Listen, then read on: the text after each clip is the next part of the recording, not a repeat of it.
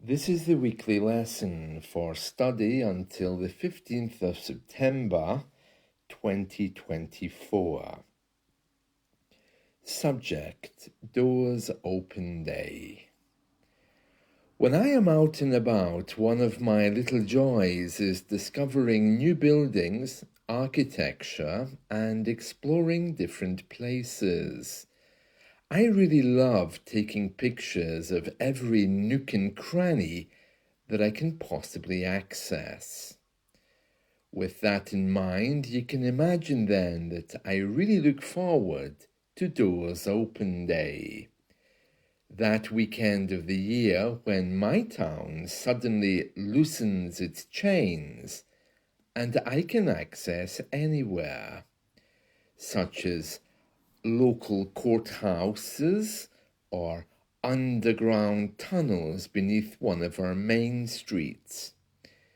Even local businesses jump on the bandwagon and are keen to show their wares. Across the country, around September time, the doors of all buildings are flung open for around 2 days, and members of the public can go and explore them. The great thing is that every area has their own weekend. So for the whole month, you can visit old buildings in surrounding areas and see inside some of these amazing structures.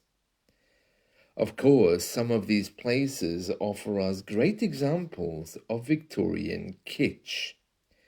Famous and popular in their day, but now presenting us with laughter, head-scratching, and incredulity. For example, there are a number of Victorian swimming pools, grand in their appearance with colourful marble and with Roman pillars at the entrance.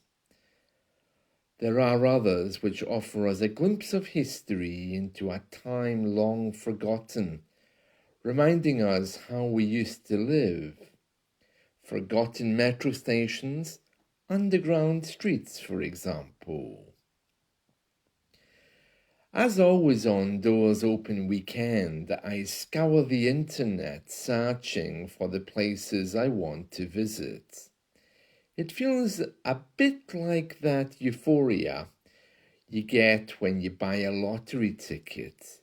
This time you're going to win for sure, you tell yourself.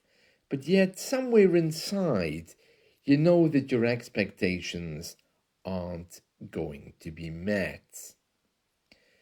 The list of places for Doors Open Day looked something like this. The old church. I did that last year. The Abbey.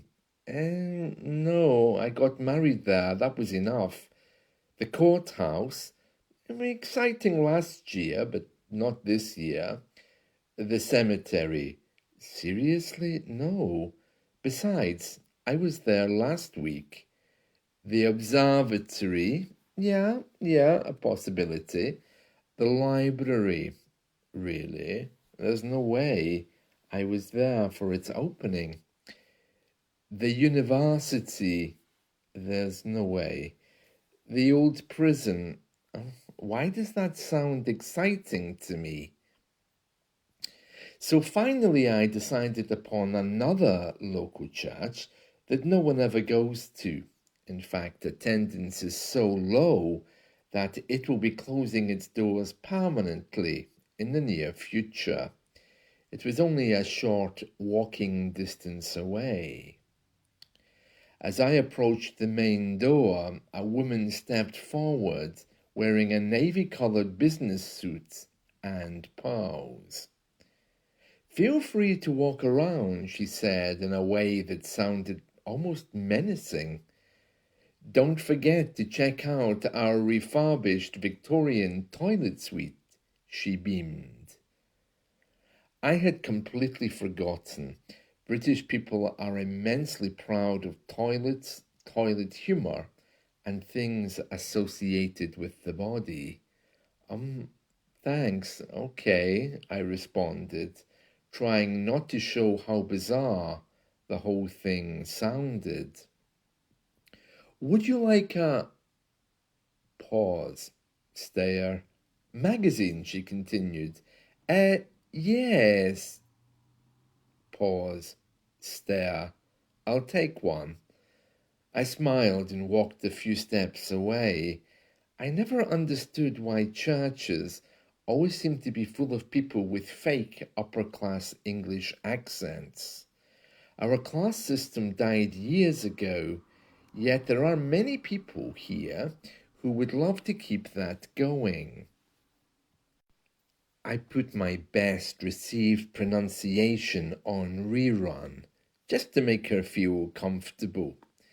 She'd certainly met her match if she was trying to play a game of accents with me. How lovely, I responded. Attending church in the UK can be a little bit creepy, and she reminded me of all the reasons why I like spending Sunday mornings at home, cooking or talking to people on Skype. Her attempt at smiling seemed terribly out of date, with red lipstick stuck to the front of her teeth. Clearly this church wasn't accustomed to visitors. By the time she had another victim, the woman who walked in after me, I had moved on. I love your bracelet, I heard from a distance. Oh, this little trinket, she commented, as she revealed a chunk of gold twisted around her wrist. I was half expecting two security guards employed solely to guard the bracelet to emerge from the darkened corners because that chunk of gold looked expensive. This guide clearly didn't come from my side of town. I toured the church. It was nice and had all the charm of a prison. It even had bars on the windows. Then, of course, I followed the signs to their top attraction, the Victorian toilet, which had its own security guards, to remind us that it's for display only. In other words, don't try to use it. I didn't quite know what to say about it. I mean, it really was a toilet made of marble. It was put in 1897, she murmured. Oh, great, yes, I replied, slotting into politeness and small talk mode. She must have been at least age 70, with a hairstyle which I hadn't seen since Prince Andrew's marriage to Sarah Ferguson in the 1980s.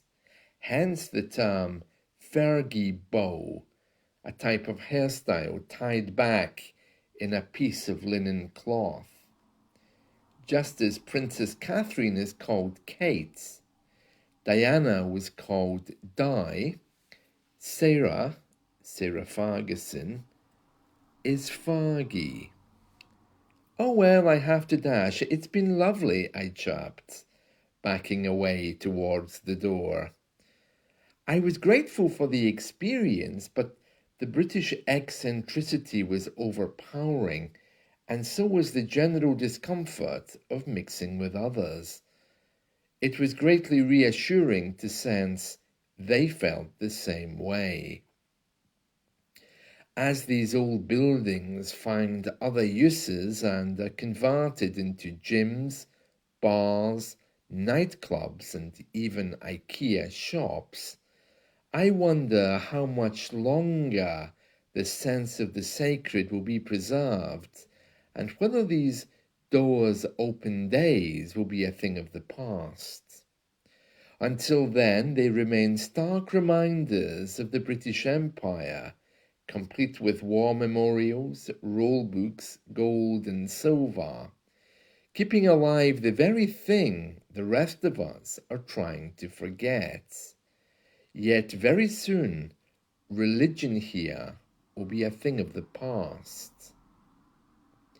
Our state-sponsored Christian churches, like the Church of England, along with the military and parliament, represent something eccentrically and uniquely British.